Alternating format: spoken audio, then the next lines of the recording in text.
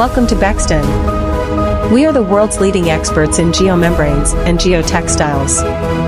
First of all, we choose high-quality polyethylene raw materials to ensure quality. The raw materials are mixed precisely to ensure uniformity of composition. Then, the material enters the high-temperature extruder and begins to be extruded. After a cooling system, the geomembrane is gradually shaped. The geomembrane is given a surface treatment to increase its durability and waterproofing properties. Geocell production process. We start with high-quality HDPE material. The raw material is melted at high temperatures to form continuous sheets of plastic. These sheets are stamped to form a honeycomb structure.